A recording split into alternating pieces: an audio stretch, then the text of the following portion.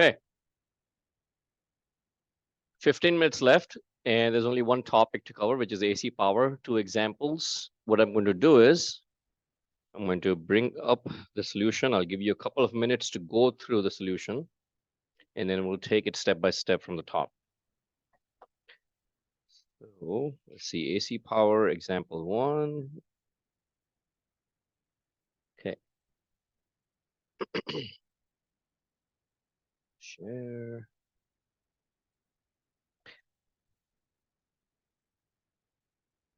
Okay, so we are given a circuit. Question is, determine the power for every component. When it says every component, it should include the source. Okay, if it says determine power for every component, err on the side of caution and find the power for everything. So in this case, every component includes the source. So you have 3 components, RLC plus the source. So we have to find power for every single one. Okay. So this is a 2-in-1 problem. 2-in-1 in the sense that if we wish to find power, we need to have the voltage and or the current for every single component, right? Think of it in terms of resistance. V equals IR from Ohm's law, and power is equal to VI, product of the voltage and current.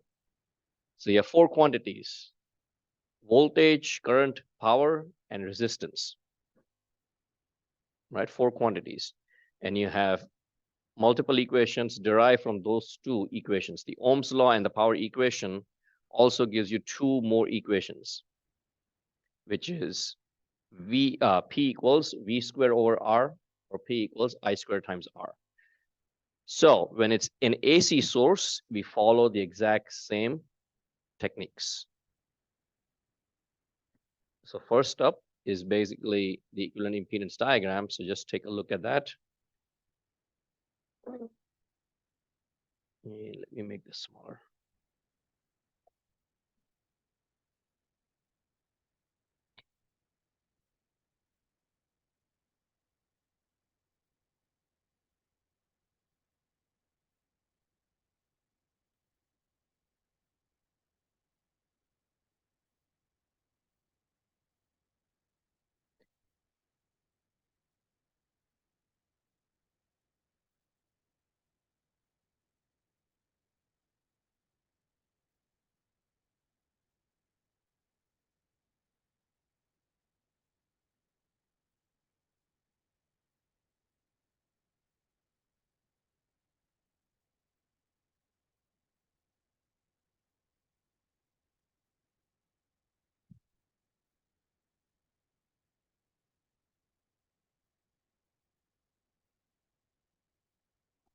Okay, so now that you've taken a look at the first initial steps, what do we see?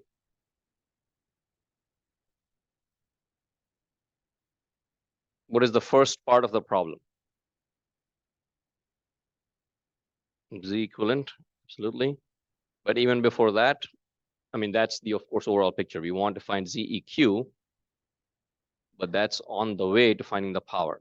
The first step would be to solve for the voltages and currents in the circuit. That's why I said it's a kind of a 2-in-1 problem. AC analysis, you have to perform AC analysis and determine the voltage and current for every component. And then you apply the relevant equations to find power for every component. So the first half of the problem, we'll draw the equivalent impedance diagram. So right here, equivalent impedance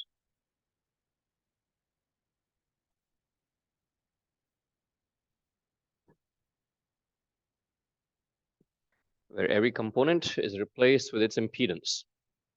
Resistor, of course, is the same. Inductor L is replaced with ZL.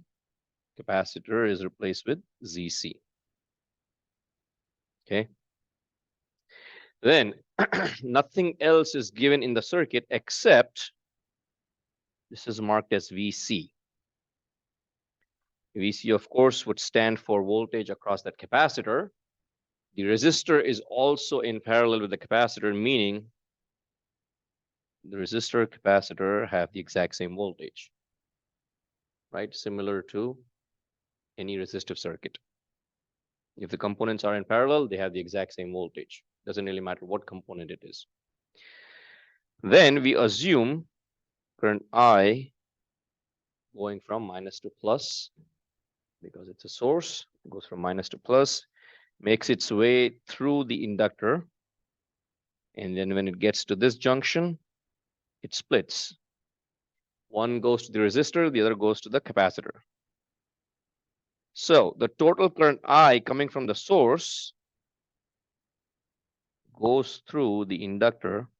So the inductor current IL is also the total current I, right? There is no other pathway for the source current to go. So the entire current coming from the source goes through the inductor. Then it splits in two, gives you IR and IC. Okay, IR and IC. Then think back to chapter 2. Beginning of chapter 2, we did a resistive circuit analysis where we reduced the entire circuit down to one single resistance. And that is what we are doing. We need to find ZEQ as seen by VS. Determine ZEQ as seen by VS. We reduce the entire circuit down to one single equivalent impedance, ZEQ. Okay. There are multiple ways to solve this, right? The first step, of course, is to combine the parallel combination of R and ZC into one single impedance. We get this circuit diagram. And I'll call that parallel combination as ZRC. And ZRC and ZL are in series. If you have a voltage applied to two resistors in series, what technique comes to mind? What happens to current in a series circuit? It remains the same. What happens to voltage? It's divided. So what technique comes to mind? Voltage division. And you can absolutely apply voltage division here to determine the voltage across the inductor and that parallel combination. One-step answer. And so below in the solution, there are two approaches. I have the equations for both. This here, I'm taking it one step further, combining it together and finding the total current I. So I find ZEQ. ZEQ is ZL plus ZRC. Okay, ZEQ is ZL plus ZRC, and from there I can find I by applying Ohm's law. I would be VS over ZEQ. So my setup is complete. I'm going to go on the other side and then take my source and extract the information regarding the peak values, the magnitude, the frequency information, and the phase. First thing is that this is in sine, so we have to convert to cosine.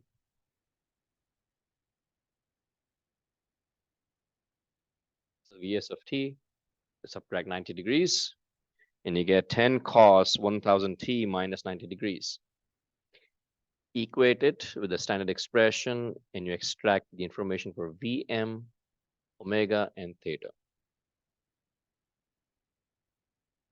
So far, so good. Once you have the value for omega, you can now find ZL and ZC and perform the rest of the calculations. So I can write the phasor for Vs, which is right here. Then find ZL and ZC. First, I find in rectangular coordinates, then I find it in polar coordinates. And again, It's just force of habit with me. Anytime I make calculations, I do find the answers in both rectangular as well as polar coordinates. Just makes things easier for me, more efficient. So j omega L or omega L with an angle of 90 degrees, or ZL, and ZC would be 1 over j omega C, or minus j over omega C, or omega C with an angle of minus 90. Either ways, you have your value for ZL and ZC. Now, ZRC, of course, would be the product of the two divided by the sum of the two. Now I need multiplication, and so numerator is 100 ohms. 100 ohms remains as it is. It has a phase angle of 0. If you wish, you can label as such 100 with an angle of 0, or you can just leave it as it is with 100 ohms.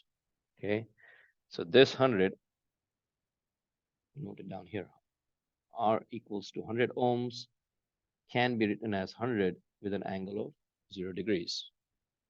But in rectangular coordinates, you would write it as, actually, let's make it up here.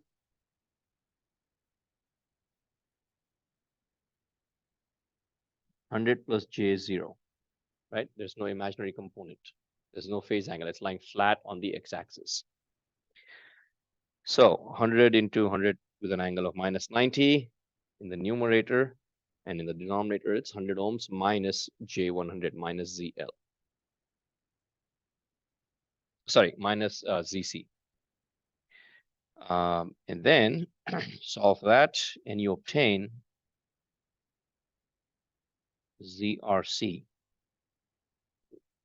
ZRC, and at the same time, I find it in polar as well as rectangular coordinates. 50 minus J50. Because I need to perform an addition next.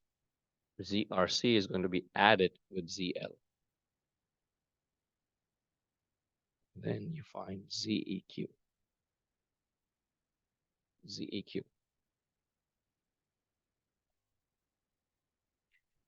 All right, questions? Yes. Sure.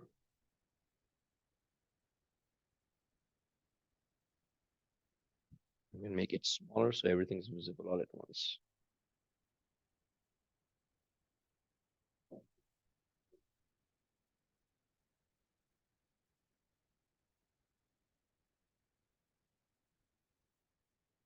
All right, questions?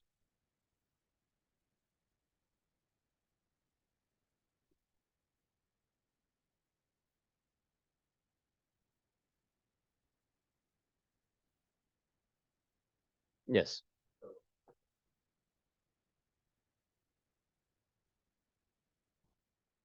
Yes, in parallel. So what I did here first was I took this without using any numerical values. I simply looked at the circuit and I derived the equations. Okay, so you had this original circuit. Then I did the equivalent impedance diagram, reduced it all the way down, found the equation for ZEQ. And then I plugged in the values. Okay, so before you start plugging in the values, I would suggest students do the same. Okay, solve the circuit, determine the equations before you enter in all the numerical values. That would outline your approach for the entire problem. And that would make things easier. Okay, so take that approach and chances of errors will be minimized. Yes.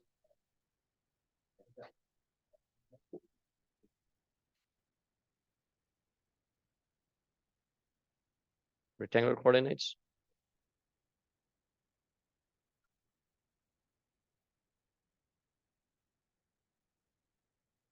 I would suggest using a calculator directly to do that. There's of course a derivation because it's a right angle triangle, but it's easier to just do it directly using the calculator. So it would be, the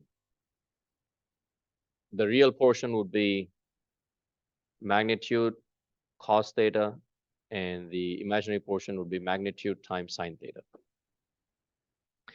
So we have just a minute left. I just wanted to do that last step is once you have ZEQ, you apply Ohm's law, I is equal to Vs over ZEQ, and then you find the current 0.1414. So total current I in the system coming from the source is determined. Next class, we'll continue from here on. We'll look at the rest of the voltages, then we'll get into the power, and then we'll look at example number 2. All right, so that's it. We'll end class here today. We'll see you on Wednesday. We'll wrap up AC power then. I'll be in my office later this afternoon. So if you want to stop by, feel free.